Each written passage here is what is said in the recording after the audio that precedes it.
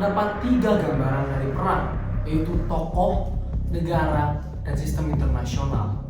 Tentang pemikiran awal mula konflik dalam sejarah peradaban Barat, di mana perang terjadi karena tidak ada yang mencegah perang terjadi. Pengertian tersebut berkaitan dengan 3 gambaran dari perang yang sudah dijelaskan tadi.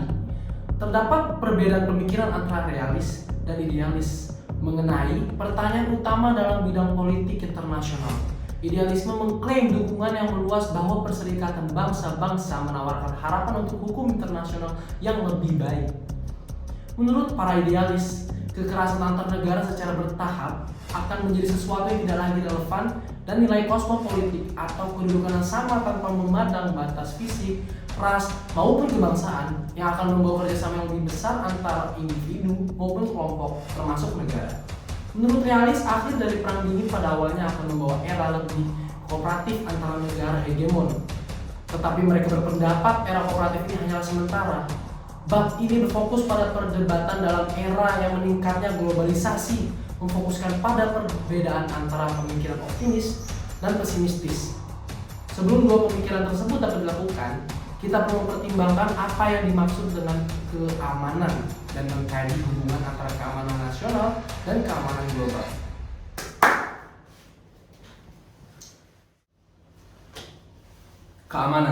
Keamanan adalah suatu hal yang sangat diperebutkan oleh tiap negara yang ada di dunia.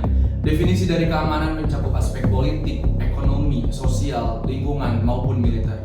Munculnya perdebatan tentang fokus dalam keamanan internasional, apakah harus terfokuskan pada individual, nasional, internasional, atau global dalam segi keamanan. Sejak terjadinya Perang Dingin, pemahaman keamanan internasional hanya terfokuskan pada national security yang mendefinisikan keamanan dapat terwujud dengan kekuatan militer, seperti pemikiran realis.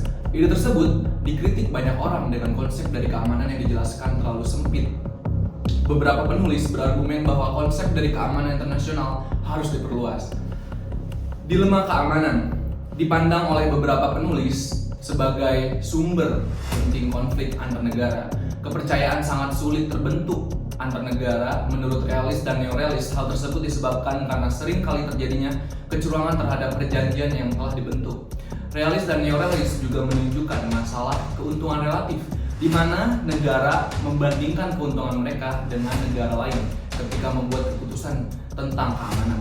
Neorealis menolak pentingnya lembaga internasional dalam membantu banyak orang untuk mencapai perdamaian dan keamanan. Sedangkan menurut politisi dan akademisi kontemporer yang menulis di bawah label liberal institusionalisme, melihat institusi sebagai mekanisme penting untuk mencapai keamanan internasional. Liberal institusionalis menerima banyak asumsi realisme tentang pentingnya kekuatan militer yang berkelanjutan dalam hubungan internasional, tetapi berpendapat bahwa institusi dapat memberikan kerangka yang sama yang dapat membantu mengatasi bahaya persaingan keamanan antar negara.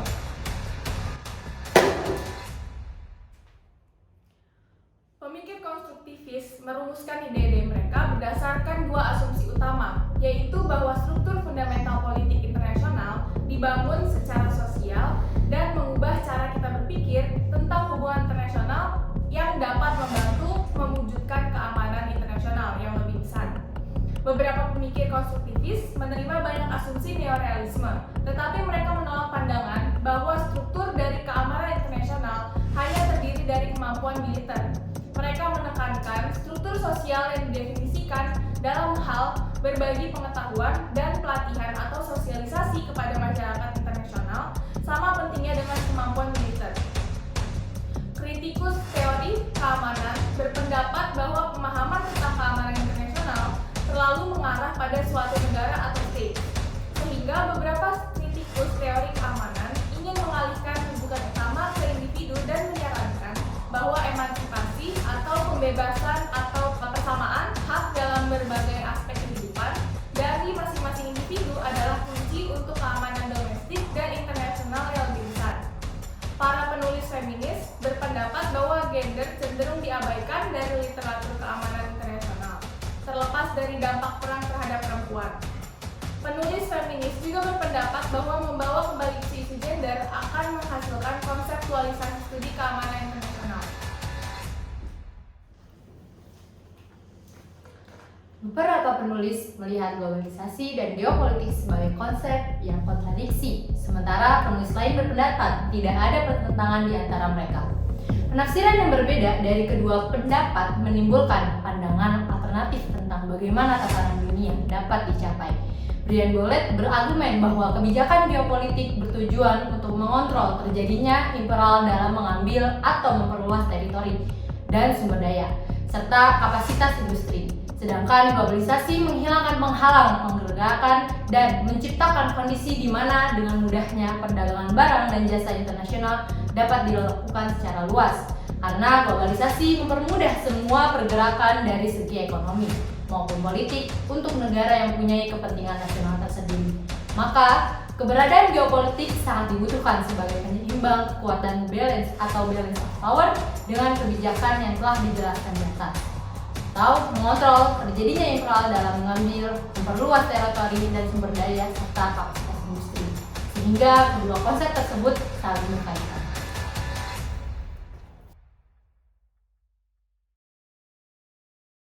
Oke, kembali ke diskusi Kosmopolit Merdeka. Sebelumnya kita sudah menjelaskan tentang apa itu artinya keamanan internasional di berbagai wilayah regional, dan adanya keamanan internasional itu membuat adanya istilah dilema keamanan. Nah, Bung Antar, mengapa ada perang terjadi? Ya, seperti halnya yang sudah dijelaskan pada sebelumnya, sistem internasional yang berlaku pada dunia sekarang yaitu sistem anarki, yang berarti tiada otoritas yang lebih tinggi daripada suatu negara.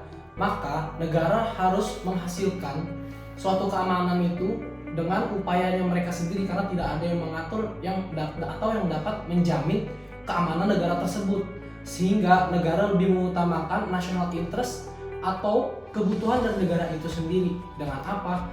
Dengan berperang untuk mengincar apa? Power. Dan power tersebut melingkupi dari segi ekonomi, militer, dan lain-lain. Cuma untuk sekarang mungkin peperangannya lebih kepada peperangan ekonomi dan kepada cyber war, karena sekarang dengan perkembangan yang sudah sangat pesat seperti yang dijelaskan kepada materi yang sebelumnya, itu globalisasi. Jadi sehingga perang secara militer atau material sudah jarang terjadi, tetapi beralih kepada cyber war yang biasa melakukan teknik spionase.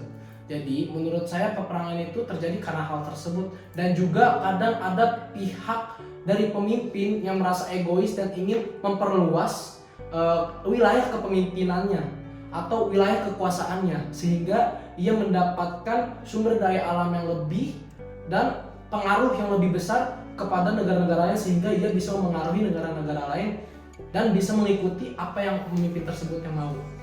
Jadi kurang lebih seperti itu sih. Gimana saudara Gun?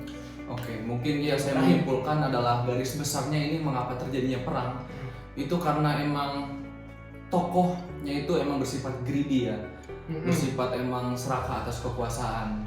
Dan tentunya yang hal luar yang tadi adalah yang dimasuk dengan dilema keamanan. Mereka itu memajukan negara dulu yang disebut dengan interest ya, national interest. Iya, benar. Ya, itu kesimpulan garis besarnya ya Bung ya untuk terjadinya perang mengapa. Kurang lebih seperti itu. Saya memiliki pertanyaan juga untuk Bung Ibrahim. Ya, mengapa di keadaan sekarang ya, di era modern seperti ini, kenapa negara demokratis itu dianggap lebih damai dibandingkan negara-negara yang memiliki sistem pemerintahan selain demokrasi? Nah, demokrasi itu ya mempunyai istilah trias politika yang digagas oleh John Locke pada abad 18 kalau tidak salah, yang berisi tentang yudikatif, eksekutif, dan legislatif. Nah, di mana di negara demokratis ini penyelenggara negara tidak mengambil satu suara saja, jadi tidak dengan oleh eksekutif saja, tetapi dengan persetujuan oleh legislator dan disetujui dengan moral baik buruknya itu oleh yudikatif. Dan tentunya perangkat negara yang paling tinggi itu adalah rakyat. Rakyat juga dibutuhkan dalam pengambilan suara kayak gitu. Terus kenapa warga sipil dibutuhkan? Karena dengan mudah melakukan pengecekan dan keseimbangan terhadap kebijakan dan keputusan pemerintah, termasuk yang berkaitan dengan perang dan konflik, karena transparansi yang tinggi di sistem demokrasi. Jadi pengambilan suara itu tidak lantas dengan eksekutor saja, tetapi dengan meminta suara dari rakyat dan dewan-dewan legislator dan yudikatif, seperti itu. Oke, jadi yang dari saya tangkap dari omongan Bung Ibrahim adalah kenapa bisa sistem demokrasi pada negara bisa lebih damai daripada sistem yang lainnya, mungkin karena terjadi yang namanya pembagian kekuasaan. Ya. Seperti yang tadi disebutkan trias politika, dan terjadinya ketransparansian dari suatu pemerintah sehingga rakyat pun juga bisa melihat apa yang sedang dilakukan oleh pemerintah, apa yang sedang direncanakan oleh pemerintah, sehingga terdapat public opinion yang bisa didengar oleh pemerintah, sehingga yang seperti Bung Ibrahim tadi bilang, eksekutor tidak bisa semena-mena melakukan suara. Tidak semena-mena untuk melakukan keputusan tersebut, dan harus meminta suara dari perangkat lain, yaitu legislatif, yudikatif maupun rakyat. Betul. Ya. Dengan adanya musyawarah mufakat, tentunya mungkin untuk dunia internasional juga bagus musyawarah internasional di public opinion tersebut, kan bisa dibilang dengan musyawarah mufakat internasional ya gitu. Ya, bisa dibilang dengan istilah tersebut lah. Sekian diskusi dari kami. Wassalamualaikum warahmatullahi wabarakatuh. Sehingga dapat kita simpulkan bahwa pada era modern perkembangan globalisasi sangat signifikan, sehingga perlu dipertimbangkan apa yang dimaksud dengan keamanan dan juga mengkaji hubungan antara keamanan nasional dan keamanan global.